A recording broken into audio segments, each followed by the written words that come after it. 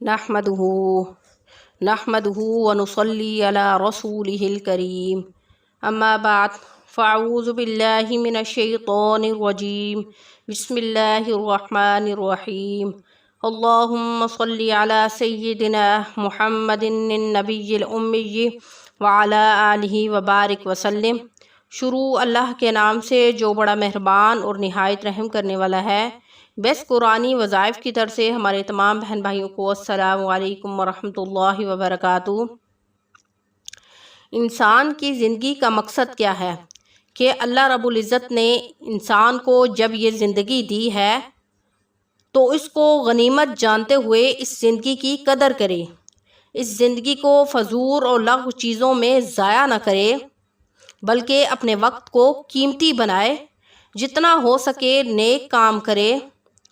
نیکی کی تعلیم دے، برائی سے روکے، اسلامی تعلیمات کے مطابق خود بھی زندگی گزارے اور اپنے والدین، اپنے بچوں اور اپنے عزیز و اقارب کی اس کو تلقین دے، کیونکہ جب انسان کے اندر سانس ہے تو انسان کی جب تک سانس جاری رہے گی تو انسان کی زندگی کا مقصد یہ ہے کہ وہ اللہ کے بتلائے ہوئے طریقوں کے مطابق اپنی زندگی گزارے، اس کو غنیمت جانتے ہوئے اپنے رب کو یاد کرے کہ کیا پتہ یہ میری زندگی کا آخری لمحہ ہو۔ اگر کسی کو اللہ نے مال نہیں دیا، کیونکہ رب کی یہ تقسیم ہے کہ وہ اپنے بندوں کو، بعض لوگوں کو تو بہت مال سے نوازتا ہے اور بعض کو مال نہیں دیتا، بعض بہت ہی غریب ہوتے ہیں، بعض درمیانے طبقے کے ہوتے ہیں اور بعض بہت امیر ہوتے ہیں۔ یہ بھی قدرت کا ایک نظام ہے کہ والدین کی ایک اولاد ہوتی ہے، 4 بہن بھائی ہوتے ہیں، ان میں سے سب کے نصیب علیحدہ علیحدہ ہوتے ہیں، کچھ کے پاس بہت زیادہ مال و دولت ہوتا ہے، کوئی بہت غریب ہو جاتا ہے اور کوئی درمیانے حساب میں ہوتا ہے، یعنی شادی کے بعد علیحدہ علیحدہ ان کی تقسیم ہو جاتی ہے۔ کسی کے پاس بہت زیادہ مال و دولت ہوتا ہے، کوئی درمیانہ ہوتا ہے، کوئی بہت زیادہ غریب ہوتا ہے۔ تو یہ ساری کی ساری اللہ رب العزت کی تقسیم ہے کہ وہ اس تقسیم کے ذریعے بھی اپنے رب کو، اپنے بندوں کو آزماتا ہے کہ میرا بندہ کس حال میں میرا شکر ادا کرے گا۔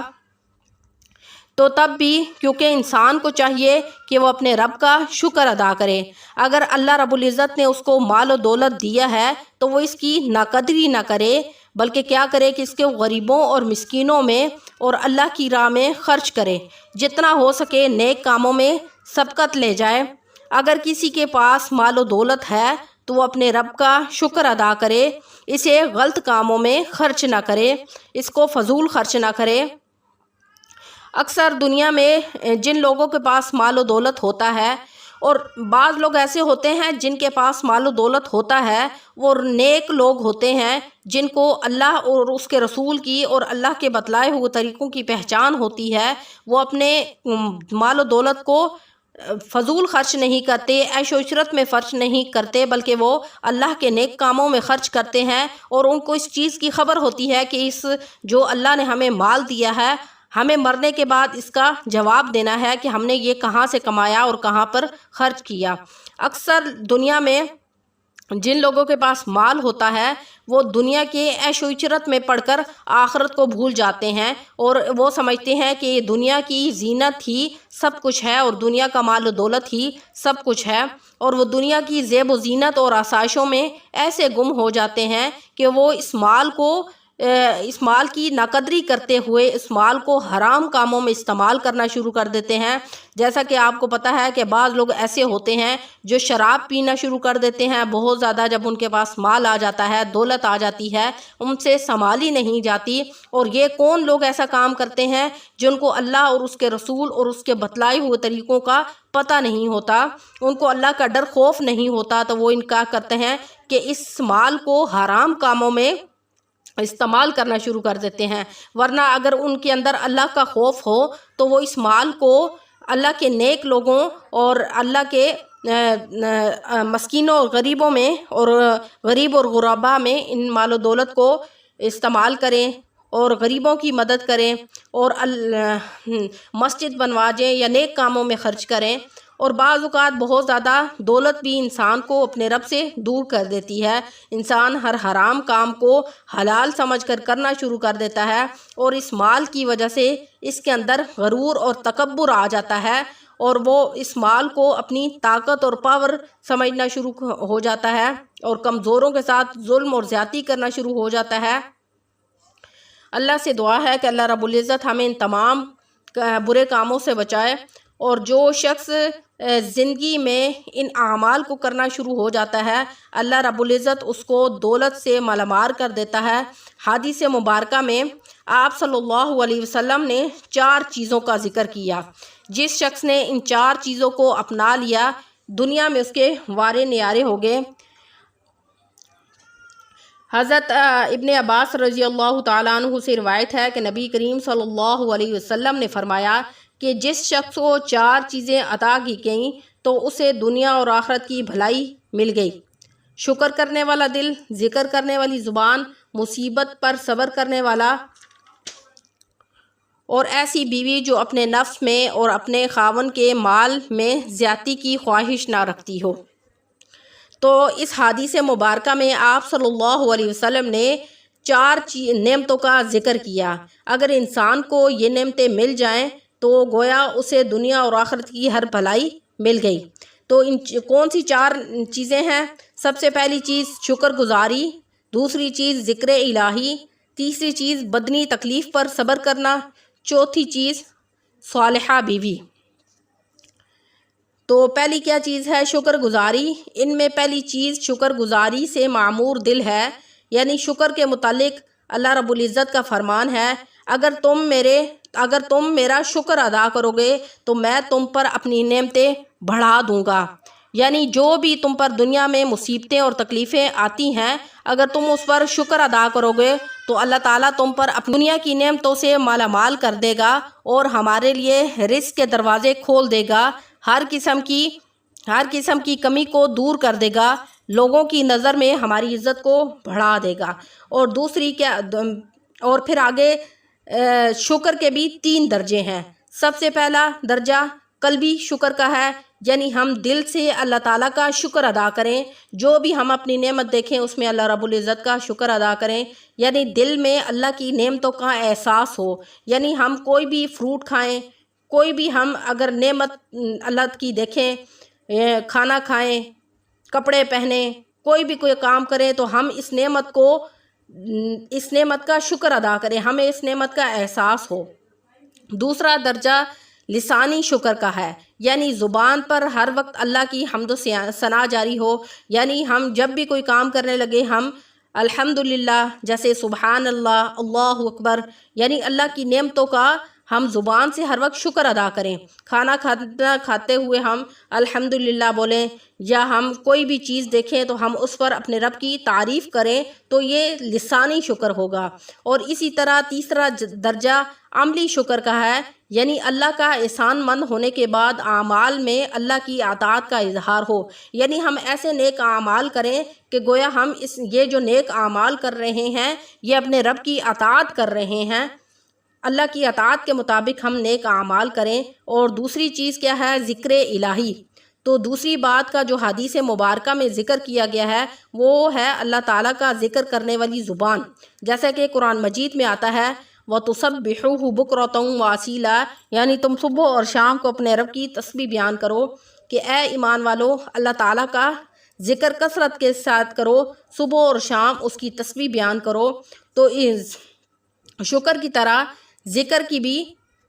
3 درجے ہیں۔ پہلا کیا ہے؟ قلبی ذکر، یعنی دل میں خدا کو ہر وقت یاد رکھنا، ہر وقت انسان کے دل میں اللہ کا خوف طاری ہو۔ اور دوسرا کیا ہے؟ زبانی ذکر، یعنی زبان سے اللہ رب العزت کی حمد و ثنا بیان کرنا، جیسا کہ پہلے میں نے آپ کو بتایا ہے کہ ہر وقت اپنی زبان پر اپنے رب کی حمد و ثنا یعنی تعریفات اور اللہ کا ذکر کرنا، ٹھیک ہے۔ اسی طرح عملی ذکر، یعنی اعضاء کو اللہ کے تابع فرما بردار بنا دینا، یعنی جو بھی اعضاء ہیں ہمیں اس کے اعضاء کو بھی اللہ کی رضا کے لیے استعمال کرنا، کسی غلط کاموں میں استعمال نہ کرنا۔ اور اسی طرح تیسری چیز جو ذکر کی گئی ہے حدیث مبارکہ میں وہ تکلیفات پر، بدنی تکلیف پر صبر کرنا، یعنی بعض اوقات ہمیں کوئی ایسی بیماری لگ جاتی ہے، نعوذ باللہ ہم معذور ہو جاتے ہیں، یا ایسا کوئی بھی زندگی میں حادثہ ہو جاتا ہے جس کی وجہ سے ہمیں معذوری ہو جاتی ہے یا ہم معذور پیدا ہوتے ہیں اور اس تکلیف پر ہم صبر کرتے ہیں تو اللہ رب العزت اس کا ہمیں بڑا اجر دیتے ہیں۔ بعض لوگ بچپن سے ہی معذور ہوتے ہیں، حالانکہ ان کا بھی دوسرے لوگوں کو دیکھ کے یہ بات دل کرتا ہے کہ وہ عام نارمل لوگوں کی طرح زندگی گزاریں، لیکن وہ نہیں گزار سکتے کیونکہ اللہ رب العزت نے ان کو پیدا ہی اس طرح کیا ہے، اور اس پر وہ اپنے رب کا شکر ادا کرتے ہیں اور اپنے رب کے کہتے ہیں اپنے رب کا شکر ادا کرتے ہیں، زبان کے ساتھ بھی، دل کے ساتھ بھی اور اعضاء کے ساتھ بھی، تو اس پر اللہ رب العزت اس کو بڑا اجر دیں گے۔ اور اسی طرح نبی کریم صلی اللہ علیہ وسلم نے ارشاد فرمایا کہ مصیبتوں پر صبر کرنے والا جسم پر، یعنی یہاں پر مصیبت سے مراد عام تکلیف نہیں ہے بلکہ جسمانی جو تکلیف انسان پر آتی ہے وہ تکلیف پر، اس تکلیف پر انسان اگر صبر کرے تو انسان کو بہت زیادہ اجر ملتا ہے، بلکہ وہ تکلیف جو اللہ کی راہ میں انسان کو پہنچتی ہے، مثلاً وہ تبلیغ کے لیے اگر اللہ کے راستے میں گیا اور اس کو کوئی تکلیف پہنچی، یعنی لوگوں کی زبانوں سے اگر تکلیف پہنچی یا اس کو دوسری مشقت ہوئی، یعنی اس کو کھانے پینے میں تکلیف پہنچتی ہے، جب انسان عام روٹین میں گھر چھوڑتا ہے تو اس کو بہت ساری تکلیفات کا سامنا کرنا پڑتا ہے، تو اس تکلیفات پر بھی وہ اگر اللہ کا شکر ادا کرے گا، لوگوں کی باتیں سنے گا، تو اللہ رب العزت جو ہے اس پر بھی اس کو اجر عطا کریں گے۔ مثلاً جہاد میں جاتے ہوئے انسان کو جو تکلیفات ملتی ہیں اس پر انسان اگر خوشی اور رضامندی برداشت کرتا ہے اپنے رب کی رضا حاصل کرنے کے لیے تو اللہ تعالیٰ اسے اس کا اجر ضرور دیں گے۔ اور اسی طرح اگر لوگ انسان کوئی تبلیغ میں نکلے اور لوگ اس سے ایسی باتیں کریں جس سے اس کی دل آزاری ہو اور اس کے باوجود بھی وہ لوگوں سے خندہ پیشانی سے پیش آئے اور اس کو برداشت کرے، اور دنیا اور آخرت کی بہترین بھلائی ان چیزوں کے لیے ہے۔ اور اسی طرح حدیث مبارکہ میں چوتھی چیز کا جو ذکر کیا گیا ہے وہ صالحہ بیوی ہے، یعنی چوتھی نعمت دنیا میں سب سے بڑی کون سی ہے؟ وہ نیک بیوی ہے، یعنی ایسی بیوی انسان کو ملے کہ جو شوہر کے مال اور اس کی حفاظت کی اور اس کی عزت کی بخوبی حفاظت کرنے والی ہو۔ دنیا میں ایسا جو شخص ہوگا وہ خوش قسمت ہوگا، جیسا کہ قرآن مجید میں ایسی بیویوں کی خاص طور پر تعریف کی گئی کہ جو شوہر کی غیر موجودگی میں اپنی عزت اور اس کے مال کی حفاظت کرتی ہے، ایسی بیویوں کو قرآن مجید میں صالحات اور قانتات کا خطاب دیا گیا۔ سبحان اللہ! دیکھیں ان حدیث مبارکہ میں خاص 4 چیزوں کے پوائنٹ بتائے گئے ہیں، اگر ہم ان 4 چیزوں کو کر لیں گے تو اللہ رب العزت ہمارے لیے دنیا کو ہی جنت بنا دیں گے، اور جس شخص نے ان ساری چیزوں پر عمل کر لیا تو اللہ رب العزت اس کو دنیا میں دولت سے مالا مال کر دے گا، اسے دنیا میں اتنی دولت ملے گی کہ رکھنے کی اس کو جگہ کم پڑ جائے گی۔ تو اللہ رب العزت سے دعا ہے کہ اللہ رب العزت ہمیں اس پر عمل کرنے کی توفیق عطا فرمائے، اور جس شخص نے ان چیزوں کو اپنی زندگی روزمرہ کی روٹین میں اپنا لیا، اللہ رب العزت اس کو دنیا اور آخرت دونوں میں اجر عطا کریں گے۔ اور ہم نے اس حدیث کو مد نظر رکھتے ہوئے دوسرا جو کام کرنا ہے وہ یہ کرنا ہے کہ ہم نے صبح اور شام میں اپنے رب کو یاد کرنا ہے، یعنی استغفار کی صبح اور شام میں تسبیحات بھی کرنی ہے، کیونکہ حدیث مبارکہ میں واضح طور پر یہ چیز بیان کر دی گئی ہے وَتُسَبِّحُوهُ بُكْرَةً وَأَصِيلًا۔ قرآن مجید میں واضح طور پر بھی یہ بیان کیا گیا ہے وَتُسَبِّحُوهُ بُكْرَةً وَأَصِيلًا، یعنی تم صبح اور شام کو اپنے رب کی تسبیح بیان کرو۔ اور ہمارے حضرت محمد صلی اللہ علیہ وسلم جو ہمارے نبی ہیں ان کا زندگی میں یہ معمول رہا ہے کہ وہ صبح بھی استغفار کرتے تھے اور شام بھی استغفار کرتے تھے۔ اور ان حدیث کو مبارکہ کو مد نظر رکھتے ہوئے جب ہم ان تمام کاموں کو کریں گے تو اللہ رب العزت دنیا میں ہمارے لیے رزق کے دروازے کھول دیں گے۔ تو اللہ رب العزت سے دعا ہے کہ اللہ آپ کو اور مجھے ان تمام اعمال پر ان تمام چیزوں پر عمل کرنے کی توفیق عطا فرمائے۔ وآخر دعوانا الحمد للہ رب العالمین۔ السلام علیکم ورحمۃ اللہ وبرکاتہ۔